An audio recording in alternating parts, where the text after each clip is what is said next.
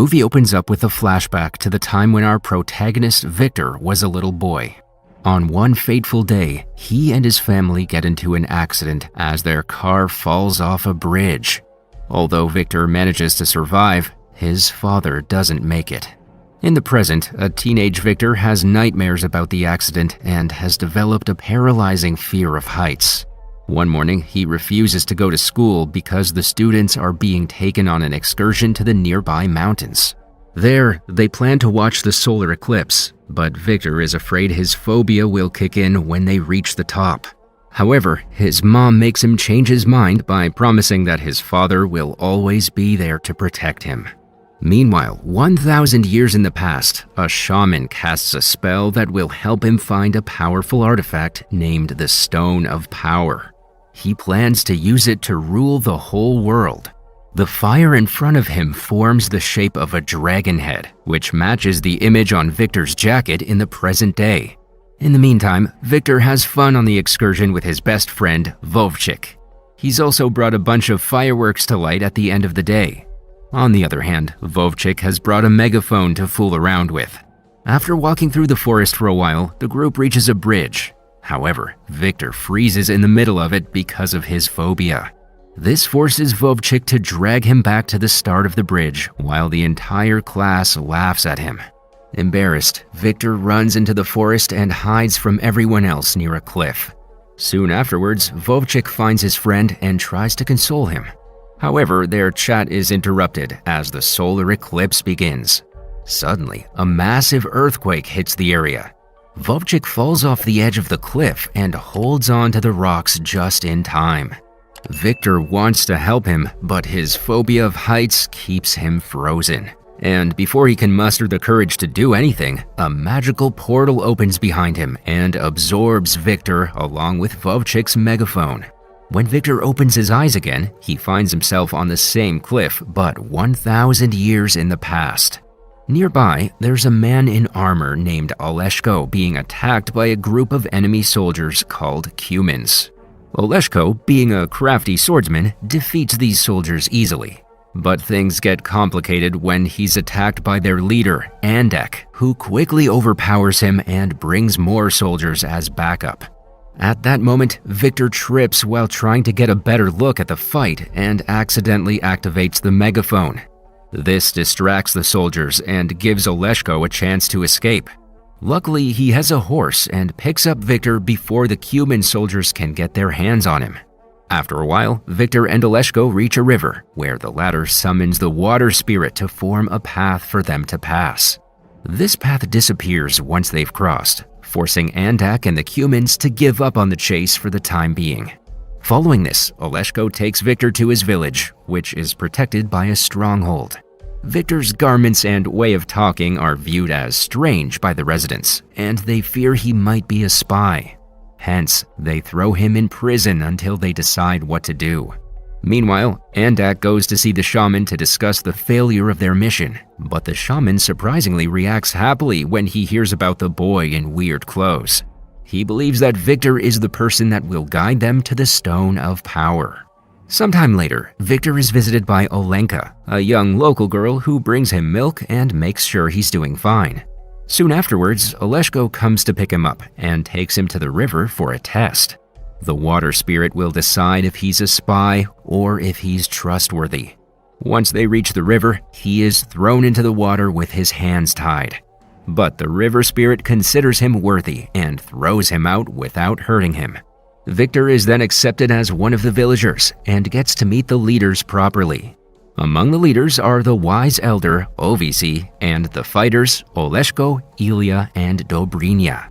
Suddenly, their names make Victor realize these are mighty knights that are described in ancient poems. He then claims that he's from 1,000 years in the future. At first, they don't believe him, but when he uses his microphone, they are taken aback. Victor then asks for a way to return to his own time, and Ovsi promises to look into it.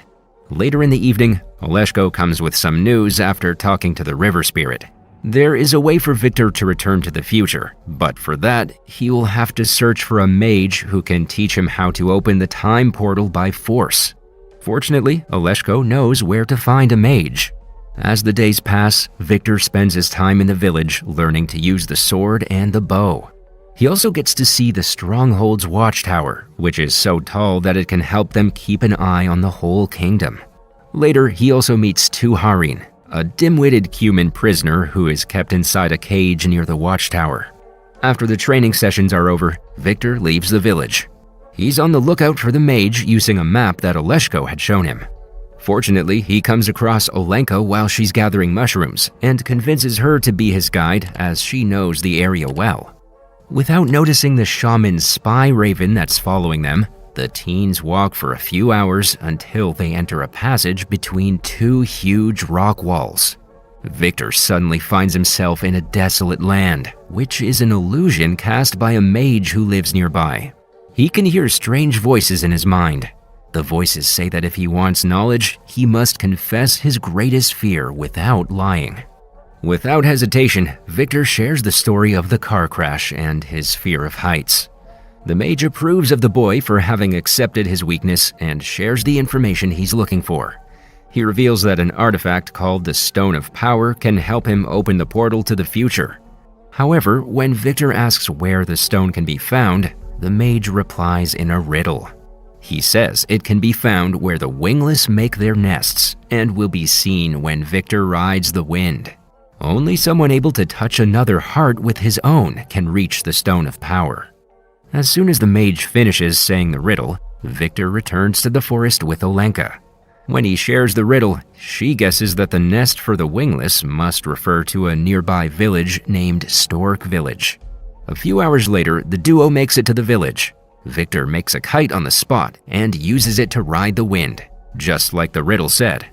Soon afterwards, the kite automatically falls into a small pond nearby. He then jumps into the water, follows the string attached to the kite, and finally finds the Stone of Power. Unbeknownst to Victor, the shaman's spy raven sees all of this and flies to tell his master. As soon as the news reaches the shaman, he sends a bunch of Cuman soldiers to steal the stone.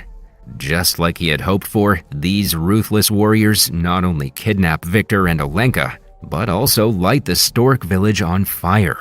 Fortunately, thanks to the watchtower, the soldiers at the Stronghold learn about the attack and immediately send their warriors, led by Ilya, Dobrynia, and Oleshko. They beat up the Cumans easily with their superior sword skills. When everybody gets back to the fortress after the victory, Ilya vows to direct Victor so he can find the portal that he came from. But Ovsi suggests they need to wait for a storm because the god that made the stone was the Master of Thunder. He believes that only a storm can activate its power. Later, Victor follows Ovsi to his home and discovers the old man is trying to make a flying machine. The boy from the future takes the opportunity to teach him about aerodynamics using a paper plane as an example. From then on, Victor and Ovsi work together on making functional wings. In the next scene, Ovsi suggests that the best spot to hide the Stone of Power is on top of the watchtower. But when Victor refuses to go up there with him, he reminds the young boy that confronting one's fears is important. Soon afterwards, Victor and Ovsi manage to make it to the top, where the ladder hides the stone under a pile of rocks. Unfortunately, the shaman sees all of this in his magical fire. A few hours later, a heavy hailstorm arrives. The big hailstones strike the captured Tuharin in his cage, causing him great pain. Fortunately, Victor grabs some old sailcloth and covers the cage with it to protect the prisoner. That night, a flash of lightning hits the pile of rocks on top of the watchtower. The Stone of Power, along with other rocks, falls near the cage. Tuharin cunningly uses the debris to break the lock and escape. He takes several things from the village, including the Stone of Power, along with other pieces of rocks, before fleeing. He then travels to the Cuman camp, where the shaman notices Tuharin has accidentally brought the Stone of Power. So he informs Andek that they'll now need the person who retrieved the stone to make it work. The next morning, people in the Stronghold find out that Tuharin and the stone are gone. Despite this, Victor and Ovsi concentrate on finishing the flying machine because it's their only hope to recover the stone without a war. Sometime later, Ovsi and Olenka go out to gather berries and some moss. There, they're ambushed by a group of humans that kidnap Olenka. Ovsi attempts to safeguard himself, but ends up getting injured. He somehow manages to make it to the village and tells everyone about what happened. But soon after, he succumbs to his injuries. On the other hand, Olenka is taken to Andek. He snatches a paper bird that Victor had given her and sends it to the Stronghold with a raven. When Victor receives it, he decides to risk his life and set off to the human camp alone. There, he's asked to activate the stone if he wants Olenka to live. But Victor cleverly pulls out the fireworks from his bag, lights them, and throws them at the soldiers to create chaos. Unfortunately, before he and Olenka can escape, they're captured by Andek, who gives them a final chance to activate the stone. Victor doesn't know what to do until he recites the riddle in his head and realizes the heart-to-heart part means the magic of the human bond. He approaches Olenka, and when they hold the stone together, the magic inside it finally comes to life. At this moment, Shaman snatches the stone away and Andek orders Tuhirene to kill the teenagers. However, Tuhirene can't bring himself to do it because he remembers how kind Victor had been to him. Instead, he frees the two prisoners and gets them a horse. The following morning, Victor and Olenka return to the Stronghold and caution everybody about the approaching human assault. The next day, along with the human army, comes a giant golem, a massive beast made out of rocks that the shaman controls with the power of the stone. The beast takes a huge boulder and throws it at the Stronghold gate, destroying it completely. Sensing the imminent danger, Oleshko leaves the Stronghold and makes the golem chase him. He expertly dodges every slow attack until he makes the beast trip and fall into the river, where the water spirit captures it. At that moment, a new eclipse begins and Andek orders his army to attack the Stronghold. However, the villagers bravely defend their home under the leadership of the three knights. When Andek realizes that he's about to lose, he decides to abandon the battle. But the shaman manages to bring the golem out of the water for another attack. Seeing this, Victor plans to climb to the top of the watchtower and use the flying machine to get to the shaman. Ovsi's words of support ring in his mind and help him overcome his fear, allowing Victor to climb on the flying machine and jump off the wall. The machine flies just as smoothly as he had hoped for. He soon lands on the cliff where the shaman is standing. Victor then pushes him off to his death and finally recovers the Stone of Power. Unfortunately, Andek arrives at the cliff as well, intending to steal the stone. The two struggle for a while, and Victor eventually throws it into the water to safeguard it. With the power of the stone now gone, the golem immediately disintegrates into ashes. Enraged that his plans have been foiled, Andek proceeds to launch his attack on Victor. But before he can do so, Oleshko arrives at the scene. The two men then engage in a fierce battle, and in the end, Andek falls to his death the same way the shaman did. In the aftermath, Oleshko takes Victor to the forest where the magical portal is present. And as soon as Victor enters the portal, he is transported back to the present where Vovchik is still hanging on the edge of the cliff. Now that he isn't scared of heights anymore, he bravely manages to save his friend. This earns Victor an ovation from the rest of the class, who are watching from the other side of the cliff. The movie then cuts to a year later, where Victor finds a heart-shaped stone in a nearby forest. He touches the stone, feeling Olenka's presence on the other side.